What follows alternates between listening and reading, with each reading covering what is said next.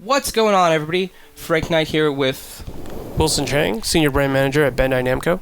Thanks for joining us. And you're going to show us a little more details on Dragon Ball Xenoverse 2.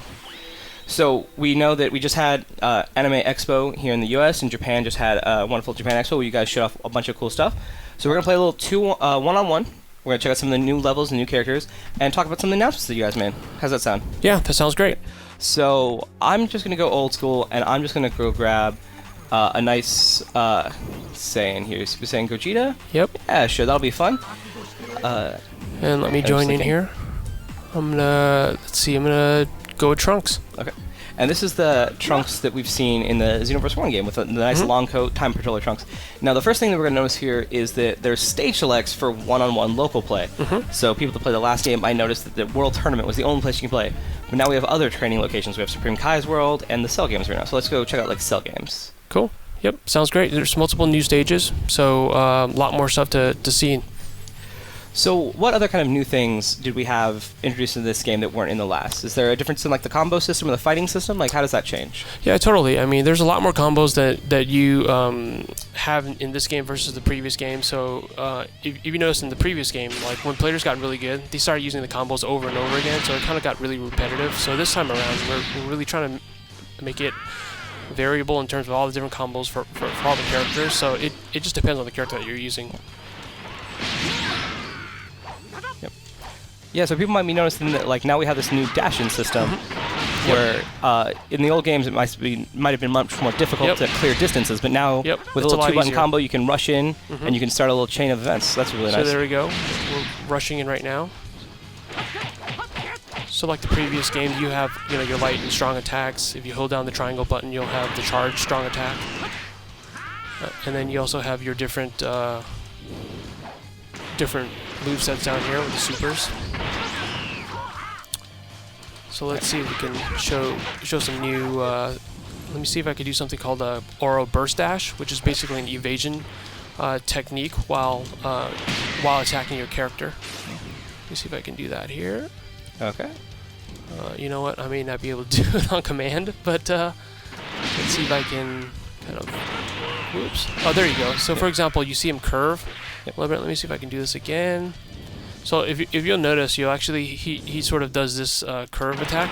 See? You see that? So basically, when your opponent tries to shoot you with Ki Blast or things like that, then you can kind of avoid them in your charge. So you're not just charging right into the line of fire. Yeah. So it becomes like it's a defensive and offensive technique. Yep. And it's wonderful. It adds a lot more complexity than the game's fighting system used to have.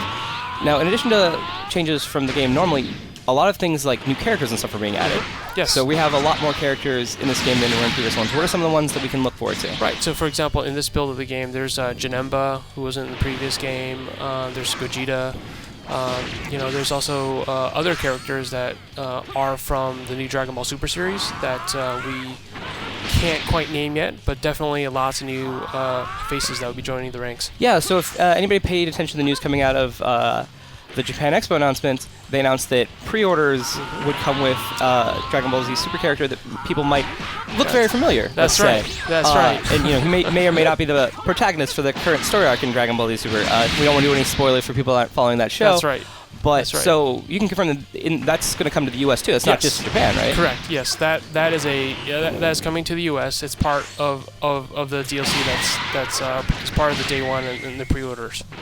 So DLC was a huge thing for the original Xenoverse. I love getting the GT packs and eventually getting some Super Saiyan blue hair and all that kind of great stuff. What kind of stuff can we expect to find coming for expansions and DLC for this game? Yeah, so we've announced a season pass. So there are 4 different DLC packs that will be coming out. They're $29.99. There's 4 of them. So there's lots of content. So there's missions, there's stories, new characters, tons of different techniques, different things that will be added, outside of the game that's shipping on the 25th of October. That's great to know. It's nice to know that this is going to be like almost a platform. That we're going to expect a lot of content coming up. Feel free to just grab anybody. Yep, that's right. And that this is going to be something that, like, when we pick up, we're going to have Dragon Ball Z content for a while. the time between Xenoverse 1 and 2 was a lot quicker. Mm-hmm. But it seems like Xenoverse 3, not even thinking about that right now. It's all about what kind of new content, what do the fans want in this game, what costumes do we want, and all that kind of fun stuff. Yeah, that's right. We took a lot of the feedback from the original game, and the team really took that to heart. And what they've done is actually built a game that's taken a lot of the feedback and implemented a lot of the different things to make the game and improve the game. So there's it's always improving. So like you mentioned, the game will be supported post-launch, for up to a year. I mean, with all kinds of content. So it's all kinds of DLC, all kinds of free things as well. So I think if you notice, like one of the changes here that is what we call the key blast. Like if you notice that they actually curve, so it has much more anime. To follow me, and even with the Kamehameha, I'm not very good at it, but you can you can bend it for the first time. So I'm trying to get good at trying to aim where that bend goes, but that's definitely a lot of fun. It's definitely something you've seen in the anime. It's absolutely canonical. Of Goku pulling on the Kamehameha to try and turn it. Yep. And then I think we announced this as well, but 60 frames per second. So that's the fighting frame rate that we have. So smooth and just making sure that everything feels good in terms of fighting. No, it's wonderful to see like the crispness of 60 frames per second when it does to a fighting game like this. Yep. Oh, there I go flying. Now we also noticed that there's going to be vehicles for the hub world. Yes. Now, one of the other pre-order bonuses I saw was the log from the original Dragon Ball. So yes, the Tao Pai Pai stick will make its appearance. It's part of the Day 1 edition and pre-order, so that's something that people can look forward to.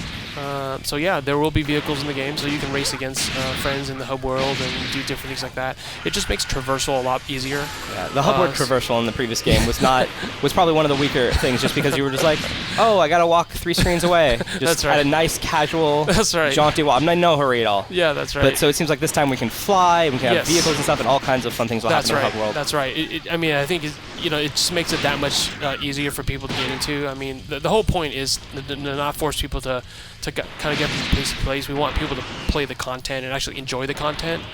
So it's not about just like running around in this world. It's about getting places and doing stuff. So so for example, in the new city of Kantan that we're calling, 300 players can actually run around that world at the same time. So lots of different activities will be going on in the hub world.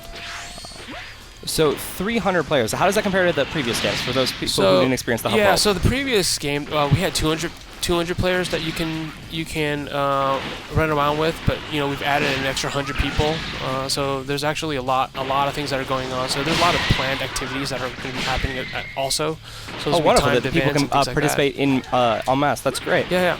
Now, of course, right now I'm using the Time Patroller, which is your creative character if you're doing story mode. That's right. And he's all wonderful and awesome. He has Super Saiyan hair now. He has new costumes and stuff. And you'll be able to build tons of these the hub world running around. That's right. So that'll be fantastic. And of course, one of the other big things is we now have an official release date, October 25th. Everybody get their pre-orders in. That's right. Thank you so much for coming and playing. It's a lot of fun. Much. I can't wait to play the story mode and find out how I can change the past of Dragon Ball. Awesome. So for more on Dragon Ball Xenoverse and all things Dragon Ball, keep it locked right here on IGN.